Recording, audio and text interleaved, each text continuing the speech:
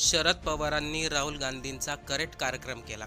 एकीकडे राहुल गांधी देशातील विद्यार्थ्यांसाठी आंदोलन करत होते, तर दुसरीकडे शरद पवारांनी मोदीची भेट घेऊन राहुल गांधींच्या आंदोलनावरती पाणी फेरलंय.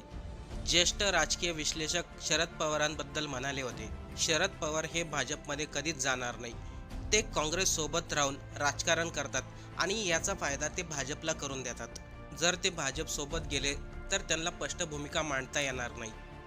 कालपर्यंत देशभरामध्ये एका गोष्टीची चर्चा होत होती, ते म्हणजे राहुल गांधी आंदोलनात उतरले, त्यांना पोलिसांनी फरफटत नेलं. त्यानंतर राहुल गांधींची लोकप्रियता आणखीन जास्त वाढली. राहुल गांधींचा हा मोदी सरकार विरोधात मास्टर स्ट्रोक मानलं जात होतं.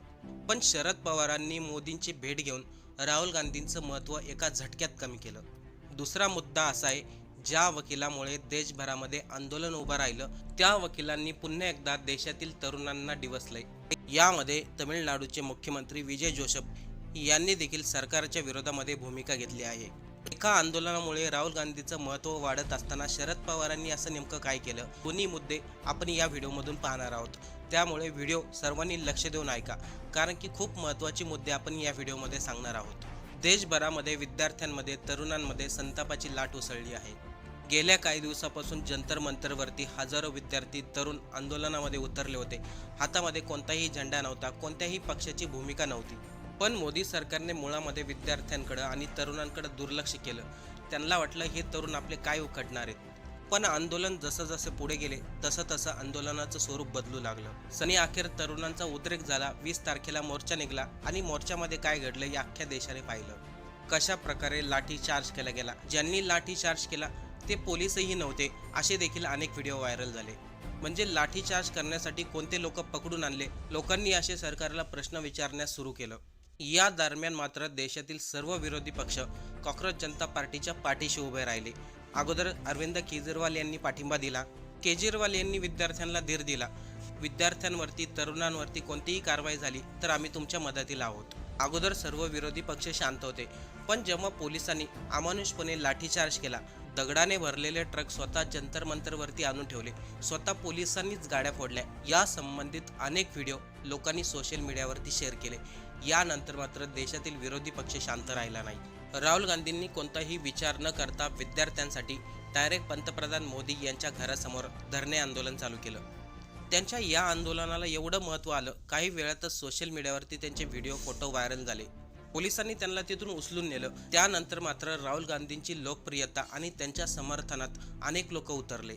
आता आपला मेन मुद्द्याकडे येऊया. इथे शरद पवारांनी कसं काय राहुल गांधी यांचं महत्त्व कमी केलं ते लक्ष देऊन ऐका. खरं तर देशभरामध्ये जे काही वातावरण निर्माण झालं त्यासाठी राहुल गांधींनी पाठिंबा दिला आणि ते देखील सरकारच्या विरोधात उतरले. त्यामुळं राहुल गांधींचं देखील लोक समर्थन करायला लागले. विद्यार्थी देखील त्यांच्या बाजूने होते. पण याच दरम्यान शरद पवार आणि पंतप्रधान मोदी यांच्या भेटीचे फोटो सोशल मीडियावरती व्हायरल झाले आणि त्यानंतर मात्र राहुल गांधींचं महत्त्व एका झटक्यात कमी झालं असं लोक बोलू लागले. म्हणजे एकीकडं देशातील विरोधी पक्ष सरकारच्या विरोधामध्ये भूमिका घेत आहे. राहुल गांधींचे प्रत्येक मुद्दे लोकांना पटत होते आणि त्यांना लोक समर्थनही करत होते. पण हे सर्व जास्त काळ टिकलं नाही. शरद पवारांनी वेगळी भूमिका घेऊन विरोधी पक्षांना अडचणीत आणल्याच्या चर्चा सुरू झाल्या.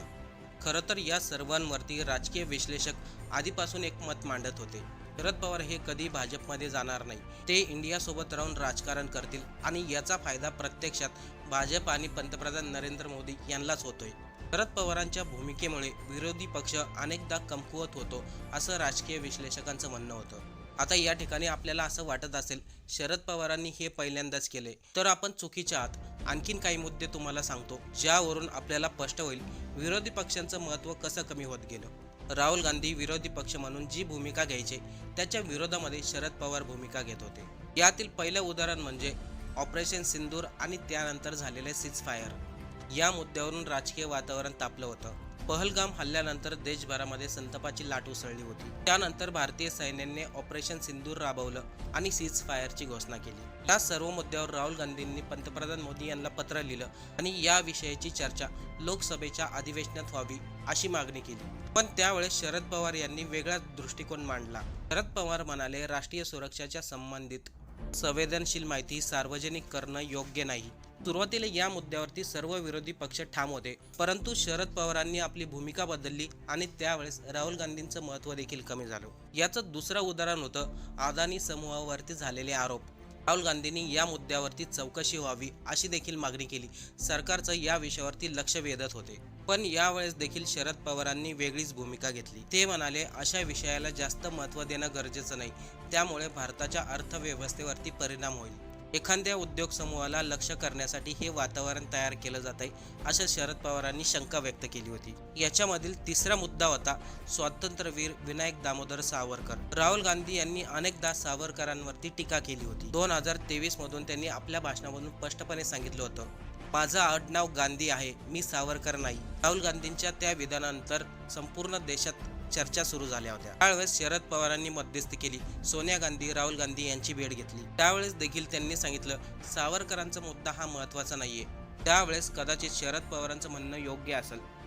आणि आज पुन्हा एकदा देशामध्ये एकीकडे तरुण रस्त्यावरती उतरलेत, राहुल गांधी आंदोलनात उतरलेत, पोलीस त्यांना पकडून येतात. अशा परिस्थितीमध्ये शरद पवार पंतप्रधान मोदी यांची भेट घेतात. एकीकडे राहुल गांधी आंदोलनातून सरकारला आव्हान देण्याचा प्रयत्न करतायत, तर दुसरीकडे शरद पवार यांच्या स्वतंत्र राजकीय भूमिकेमुळे अनेक प्रश्न निर्माण होत आहेत. आता अशा परिस्थितीमध्ये शरद पवार यांनी पंतप्रधान मोदींची भेट घेऊन राहुल गांधींच्या आंदोलनावरती पाणी फेरल्यासारखं झालंय. आता यामध्ये तमिळनाडूचे मुख्यमंत्री विजय जोसेफ यांनी देखील उडी घेतली. देशामध्ये जे काही वातावरण निर्माण झालं, विद्यार्थ्यांवरती जे काही अन्याय झालेत, त्या विरोधामध्ये त्यांनी स्पष्ट भूमिका घेतली. मुख्यमंत्री विजय जोसेफ डायरेक्ट सांगतायत, नीटची परीक्षा रद्द करा, नीटची परीक्षा घेऊ नका, जेणेकरून कोणतेही विद्यार्थी अडचणीत येणार नाही. विजय थलपती यांनी कारण सांगितलं होतं, नीटच्या परीक्षेमुळे विद्यार्थ्यांचा आत्मविश्वास कमी होतोय.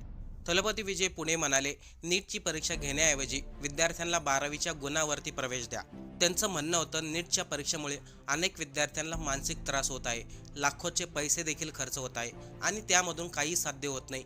त्यामुळे त्यांनी नीटची परीक्षा रद्द करण्याची सरकारला विनंती केली होती. आता यामधील तिसरा मुद्दा म्हणजे ज्यांच्यामुळे हे आंदोलन उभं राहिलं, ते म्हणजे सर्वोच्च न्यायालयाचे न्यायाधीश जस्टिस सूर्यकांत. तेच देशामधील तरुणांना झुरळ म्हटले होते, त्यानंतर हे आंदोलन उभं राहिलं. पण आता काल परवाच झालेल्या आंदोलनादरम्यान विद्यार्थ्यांवरती पोलिसांनी जे लाठीचार्ज केला, त्यामध्ये अनेक विद्यार्थी जखमी झाले.